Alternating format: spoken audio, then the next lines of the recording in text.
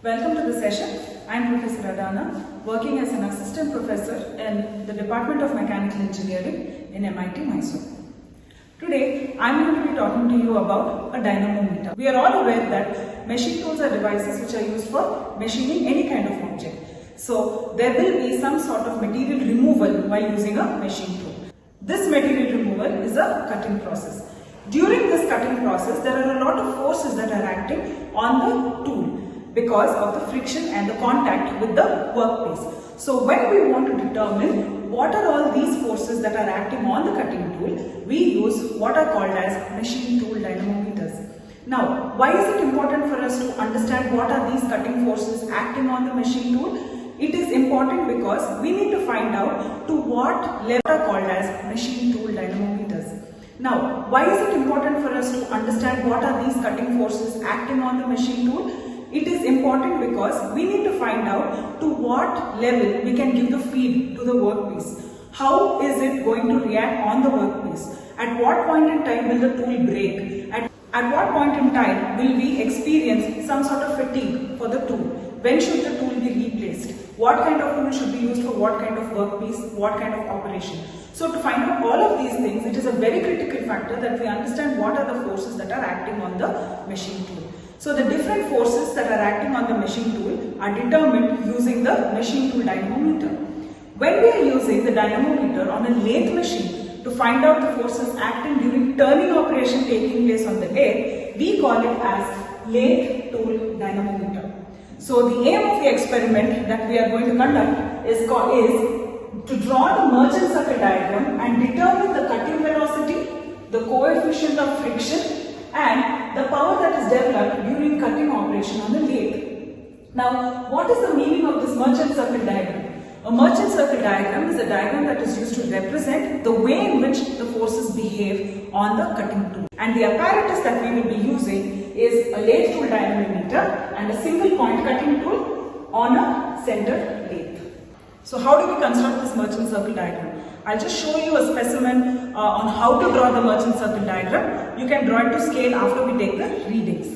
So the first thing that we do is, we will draw a vertical line that is parallel to the y-axis of a craft sheet.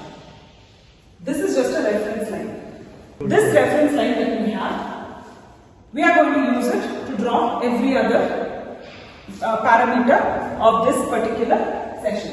So here, to this reference line I am only going to use it to determine where the tool is coming in contact with the workpiece. So assuming that the workpiece starts from here, taking this as the reference line, and the tool is here, acting at a point somewhere here. Even if I draw this to represent the tool, assuming that this is the tool, it is going to meet the workpiece at a point here. So this is the tool entry or the tool impact. Opposite to this, in the vertical way, in the vertical direction, this force is the thrust force. It is the force that is generated due to thrust, and we denote this by F suffix T. This is the thrust force.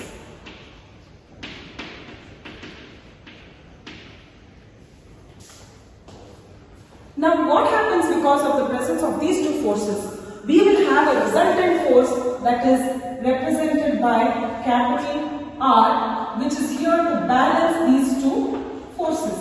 So this is the resultant force.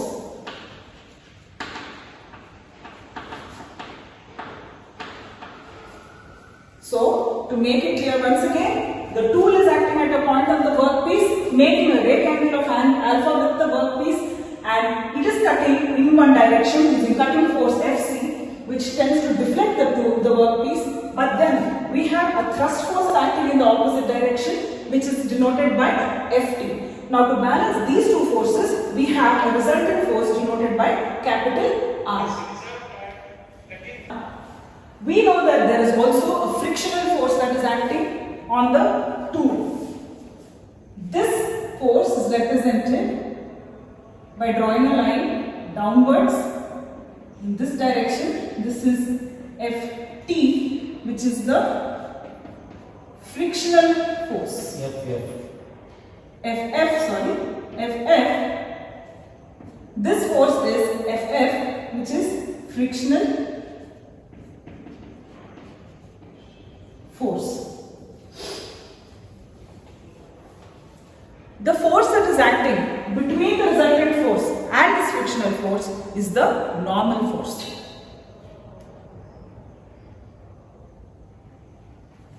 This force, normal force, is represented by Fn. So it acts in this direction.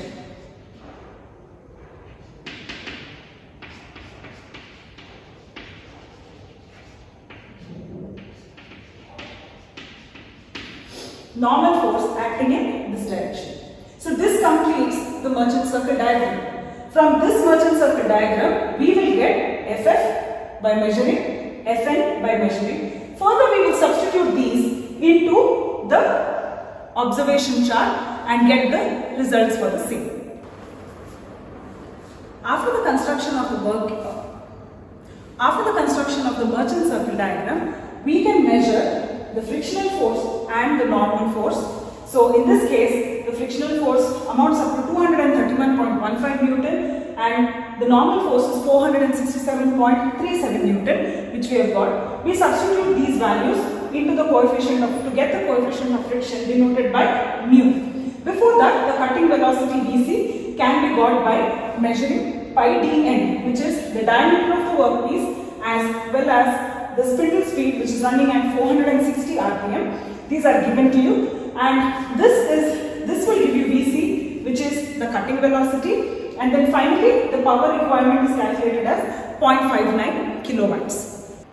And hence we have reached the result, which is the cutting velocity, which we have found Vc at 1.136 meters per second, and the coefficient of friction mu 0.0494, and the power that is developed during the turning operation of the lathe, that is 0.59 kilowatts. To go with the apparatus for the lathe tool dynamometer, we use a usual center lathe. Here, this is the turning workpiece which we are going to use to carry out the turning operation. Here. The tool that we are using is a single point cutting tool, which is located here in the tool post. You can see it here. So here, the force that is generated on this tool will be sensed by the sensors that are located here. The sensors that are located here are, you can see here, one is the x-axis, then we have the y-axis and the z-axis. In our case, we are going to be doing it for 2 axes, and here on the lathe tool dynamometer, whatever is the specification of the dynamometer is given. So here the maximum capacity or the maximum force that we can measure over here is 500 kg force in this case for this particular dynamometer. In the x-axis we will measure the feed, and in the y-axis we are going to measure the cutting force. If you're using z-axis, it will measure the tangential force. So we have everything else is similar to what we do in a center lathe. Now here we have over here the measurement device, the force measuring device here for the lathe tool dynamometer. So here all the readings are going to be displayed over here. So in this case we have to calibrate the x-axis to 0, and the y-axis will show us the maximum kg force that can be calculated for every feed that we are giving. When we are carrying out the experiment, the maximum feed or depth of cut that we are going to give is 0.1 mm set by the feed handle, okay, over here. So now to start the experiment, after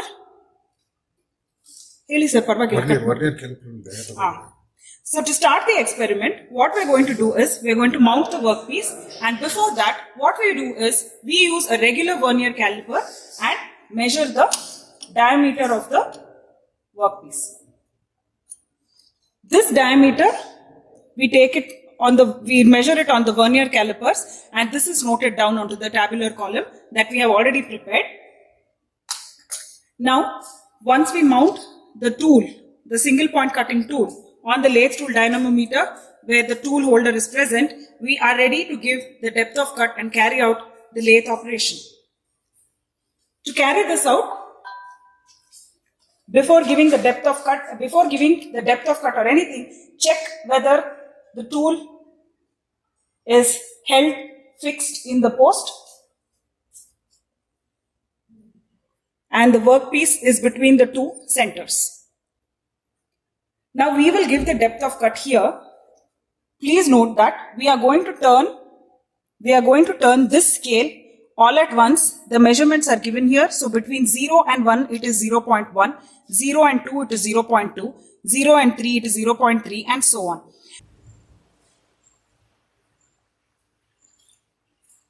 This is 0.1 depth of cut. Okay. So now we are going to auto engage. Now we are going to auto engage using the auto engage lever, which is here. Why are we using auto engage? Because if you do it manually, then the force may vary. So after this is done, the experiment has been set up and we start the cutting operation.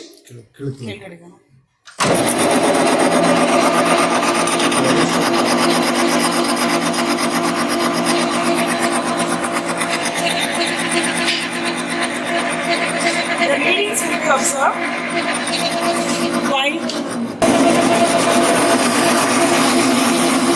as you can see, work removal has started taking place. Note the highest value that you can see here on the y-axis.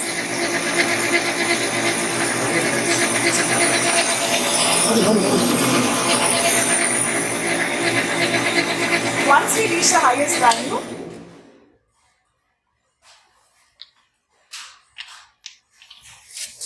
we note that down in the kg force. This will give us all the forces that we are looking for and we plot it on the merchant circle diagram.